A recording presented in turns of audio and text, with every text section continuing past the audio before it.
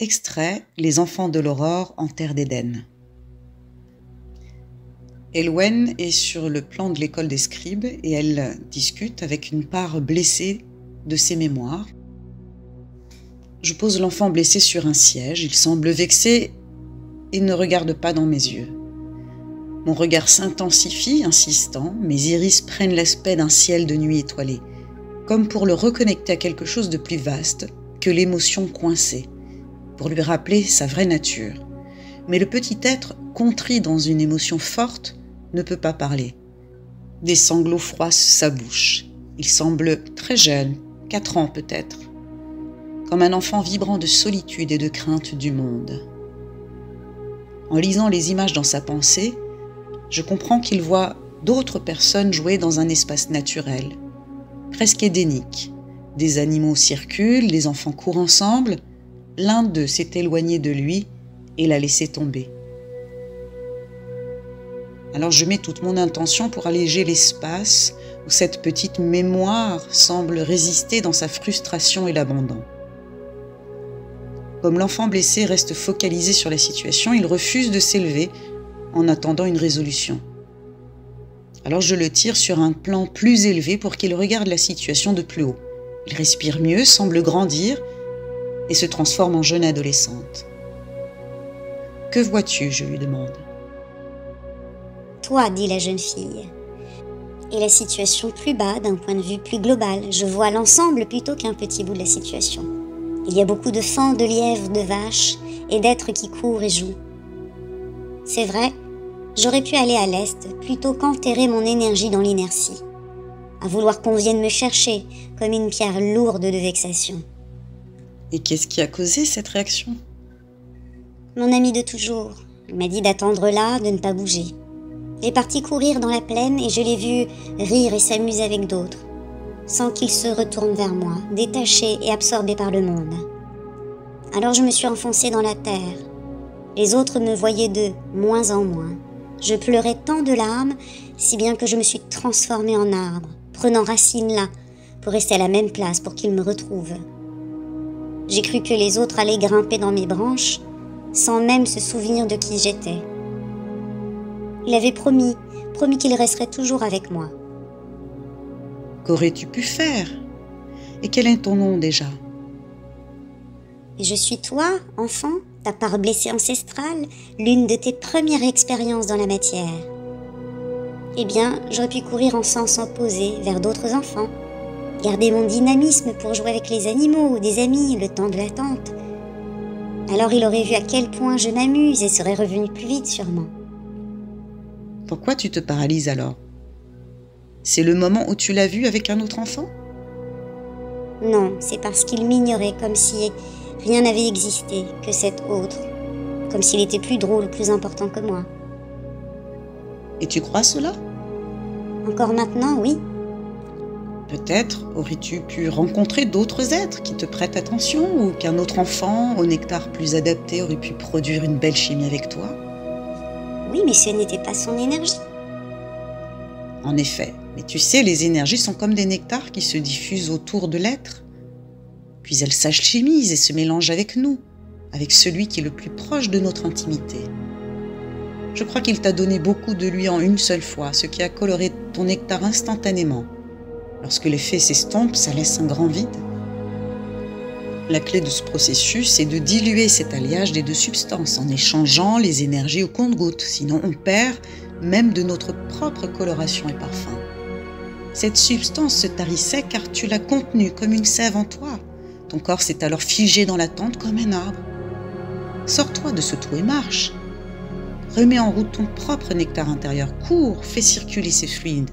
Ce ne sont que des fluides énergétiques, mais ils ont besoin de soleil, de joie intérieure, de spontanéité. Oh, mais tu pleures. Oui, Elwen, je pleure, car souviens-toi sur Éden. Les mélanges alchimisés avaient la fonction primordiale de donner une grande ferveur, une joie spontanée pour partager avec les âmes enchantées et dansantes.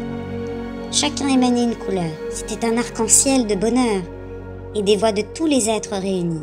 Chacun œuvrait à cette grande arche, pour passer en dessous le soir, réfugié dans un abri de couleurs, un sas vers d'autres mondes, vers la terre. En prenant cette densité difficile à tenir, unis tous ensemble, nous étions une armée de soldats investis à la tâche. Le monde à créer le futur état dans la matière, chaque nuit, en bâtissant des pierres solides dans les villages naissants. Au matin, nous retournions sur Éden, ce plan plus aérien, où l'on se reposait en allégeant nos auras. Pour se régénérer, nous devions manger des fruits d'aurore, puis s'étaler dans l'herbe sous les premiers rayons de particules dorées pour nettoyer nos corps. Ensuite, nous jouions avec les animaux. Souvent, ça nous rachait de l'âme la plus proche de nous à la naissance. Cela ne voulait pas dire de rester toujours ensemble, ce n'était pas l'objectif. Le but était de brasser suffisamment d'énergie pour générer ces aurores boréales, leurs couleurs. Ce sont les prismes facilitant le passage dans la matière, tu comprends ?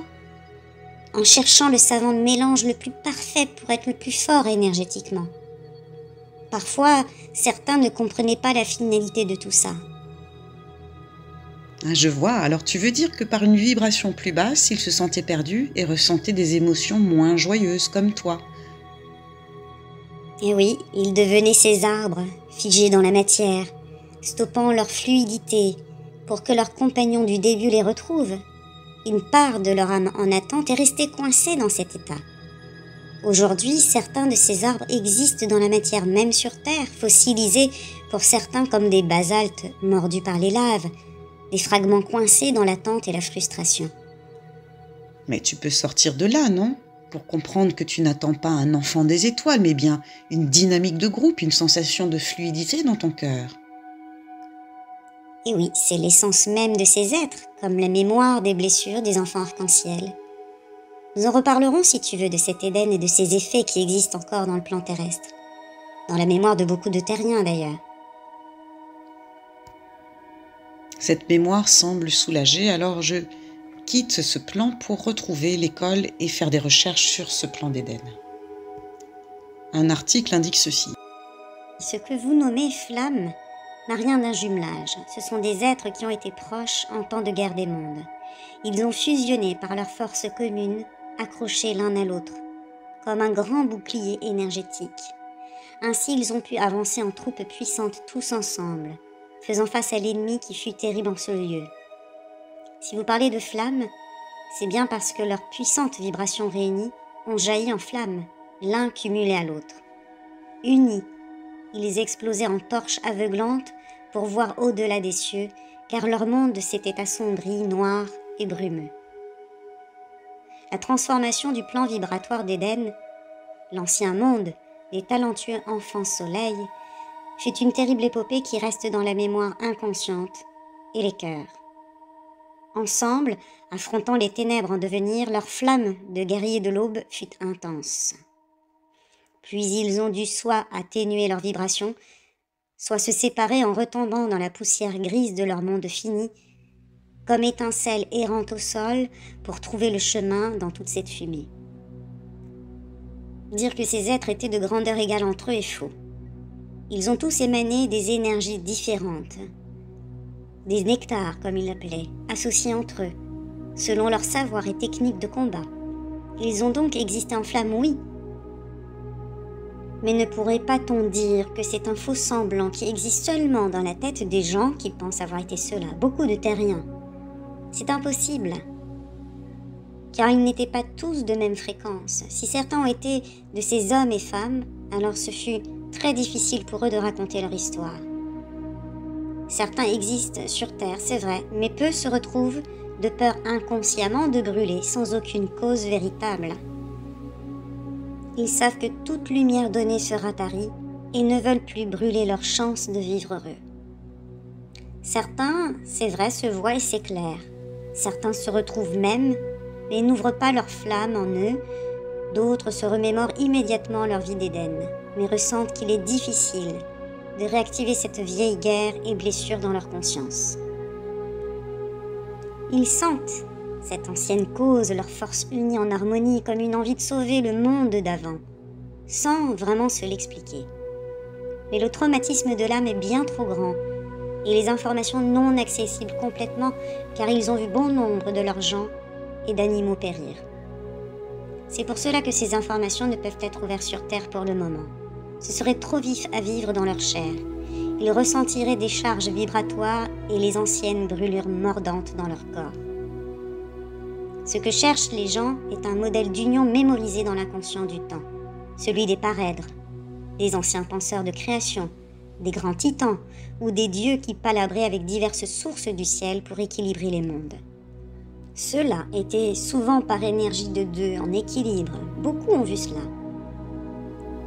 Pourquoi les terriens visualisent-ils toujours des figures féminines et masculines, des égrégores de saints, de héros, déesses ou dieux, en pensant aux mythes anciens, aux contes, aux légendes et aux religions?